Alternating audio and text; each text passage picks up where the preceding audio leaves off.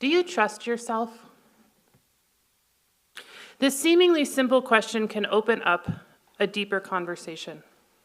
Trust myself with what? Do I trust that I am capable? That I am smart? Do I trust that I can make the right decision about things? Do I trust myself to make good judgment calls, to follow through with tasks and goals? Do you trust yourself to do what is best for you and those you love? Do you trust yourself to be a good friend, lover, family member, community member, citizen? Trust can be hard, whether it's trusting others or trusting ourselves. If we take a look at our track records, I'm sure all of us can find instances in which we feel we have failed ourselves, when we have made bad choices, when we have not followed through on commitments. If you find it hard to trust yourself, you are not alone. We are conditioned not only by what we see as our mistakes, but by the world around us. Whether it's things we carry from childhood or things we are still experiencing as adults, I would be shocked if there is someone or anyone who hasn't gotten the message that there is something wrong with them at some point in their life. This is even more true for people who have traditionally marginalized identities. The Reverend Dr. Sarah Fees says in a sermon on trust, "When I think about all the times I've misjudged a person or situation, when trusting my gut failed me, I can't help but have some doubts about trusting myself. I have made snap judgments about others that have turned out to be unwarranted. I have trusted people who turned out to be untrustworthy. I have made errors on the job, said hurtful things to other people, betrayed others, lost my temper, acted with impatience, failed to complete projects I started, and made poor relationship choices. I trusted my own intuition, which at times turned out to be simply my own self-interest or unconscious bias and prejudices, which I only recognized after the fact. And I tell you this not as a confession of a deeply flawed person. There is nothing in this list of mine that sets me apart from most other people. Most of us have found ourselves in these and other similar kinds of situations in which we are unreliable in some way, failing to do what we set out to do, or falling short of being the kind of person we hope to be in that moment. The two main ways that we cultivate self-trust are by loving ourselves and by knowing ourselves.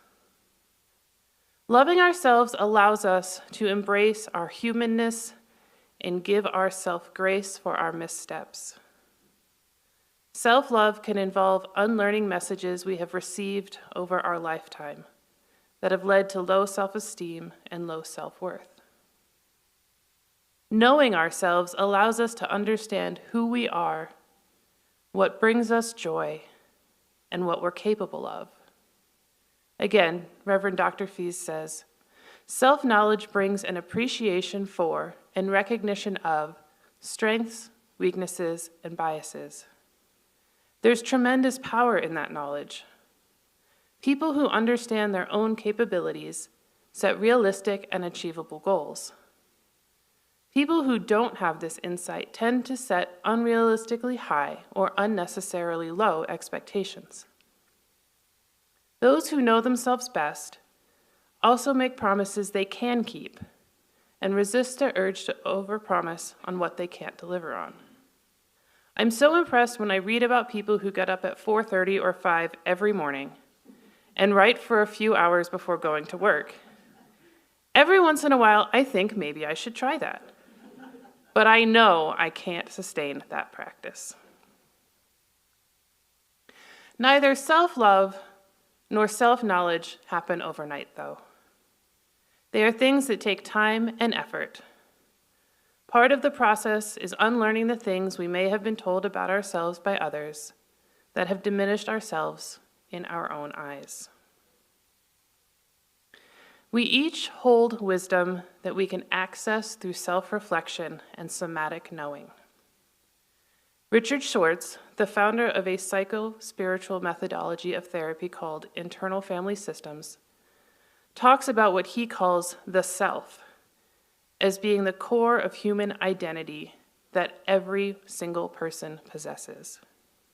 He writes, "We all know those luminous moments of clarity and balance, which come briefly now and then. However we get there, we suddenly encounter a feeling of inner plenitude and open-heartedness to the world that wasn't there a moment before. The incessant nasty chatter inside our heads ceases.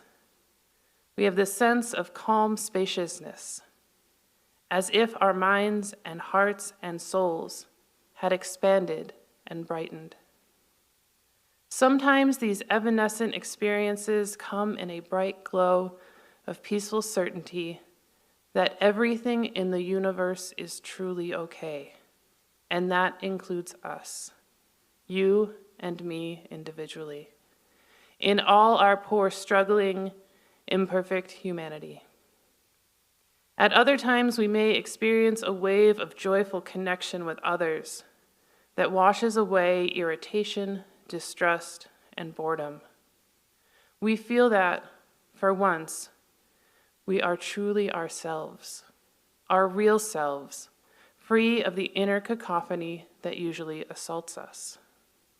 Schwartz goes on, "For much of my life, the closest I'd actually come to experiencing this blissful kind of oneness was on the basketball court. Over the years, I'd become addicted to basketball because of the fleeting moments when I entered into a state in which my inner critics disappeared and my body seemed to know what to do. I had total confidence in my abilities and experienced a sense of joy and awe at being spontaneously in the moment." Schwartz compares this concept of the self to spiritual ideas. He writes, "Though they use different words, all the esoteric traditions within the major religions, Buddhism, Hinduism, Christianity, Judaism, Islam, emphasize their same core belief. We are the sparks of the eternal flame, manifestation of the absolute ground of being. It turns out that the divine within us, what Christians call the soul or Christ consciousness, Buddhists call Buddha nature, Hindus Atman, Taoists Tao, Sufis the beloved, Quakers the inner light, is accessible to all of us. While it may be hard to pin down a precise definition of what this self is, it shows up in what Schwartz calls the 8 C's, the letter C. These are curiosity, compassion, clarity, connectedness, creativity, courage, confidence, and calm. These are attributes that everyone has inside of them, and learning to access and connect with them helps us to see that we are indeed trustworthy and capable. Therapy, mindfulness, meditation, time in nature, and other psycho-spiritual practices can aid us in accessing our self-energy and our deep wisdom. These practices can help us achieve what positive psychologists call flow state, where we are fully present, embodied, and encumbered by self-doubt and external criticism. Knowing our mind is only one way of knowing ourselves.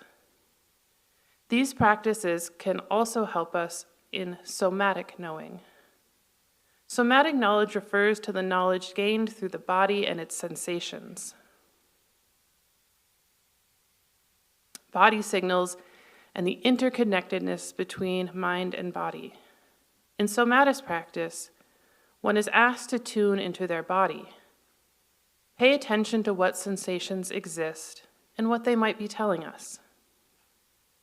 Many of us live lives disconnected from our bodies for various reasons, and we might miss the wisdom our bodies have for us.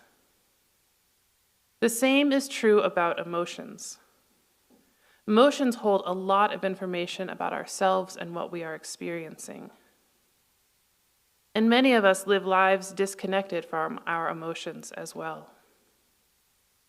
Learning to trust ourselves is a key to opening both these connections with our bodies and our feelings, because we learn that we can trust ourselves to let that wisdom in without becoming overwhelmed or derailed.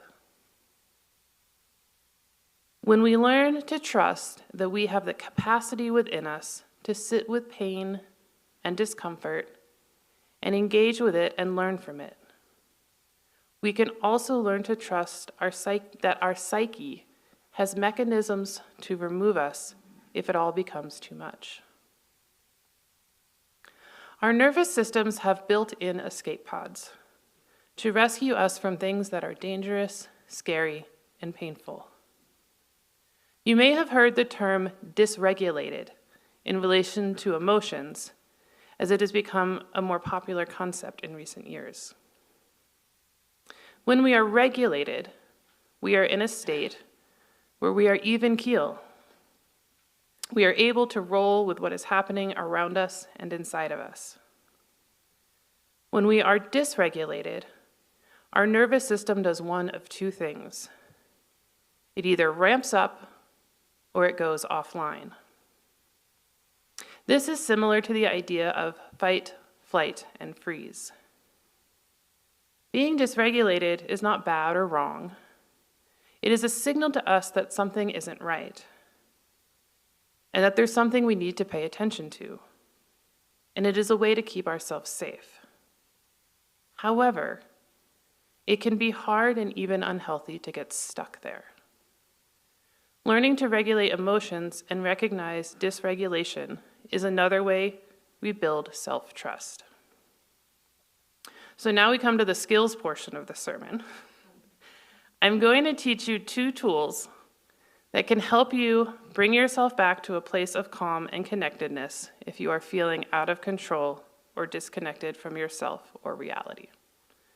So the first tool is for the sort of hyper overactivated space that we can get into. And some of you may already know this, but it's called box breathing.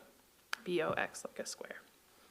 So what we're going to do is, in a minute, we're going to breathe in for 4, hold for 4, breathe out for 4, hold for 4, and we'll do it 3 times. Okay, so we'll breathe in for 4, hold for 4, out for 4, hold for 4, in for 4, hold for 4, out for 4, hold for 4. One more time. In for 4, hold for 4, out for 4, hold for 4. Look at that, you already have a tool.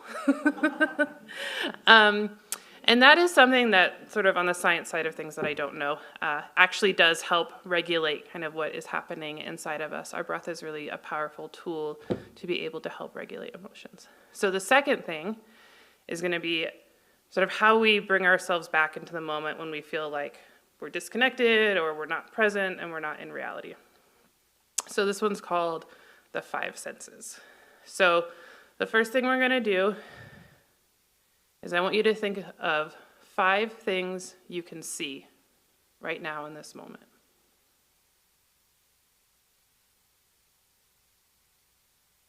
Then I want you to think of 4 things you can feel physically.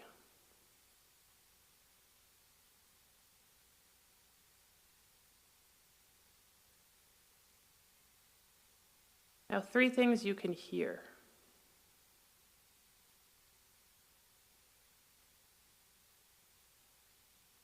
2 things you can smell.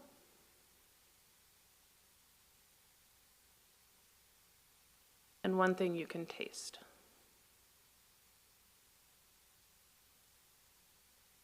So again, that's a practice to just engage our own physicality, kind of bring us back into the moment, bring us back into our bodies when we're feeling like, oh, we're not here. So 2 tools in helping to trust yourself and learning that you have the capacity to be in control.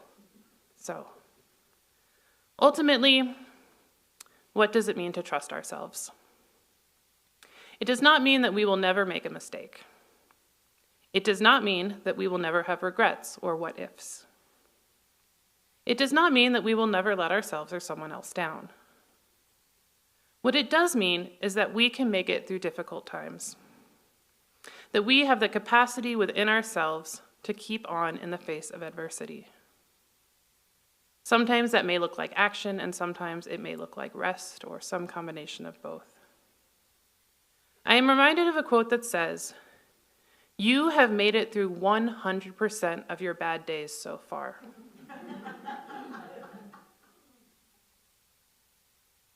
And Reverend Dr. Fees says, "Rather than being about getting it right every time, what if trusting oneself has to do with the ability to bounce back, to be resilient, to overcome a slip-up or a failure? To trust oneself has to be based in something more than having a perfect track record. To trust oneself has to do with coming to believe that we will find a way to be okay even when we get it wrong. It has to do with having the courage to learn, to grow, and to trust again."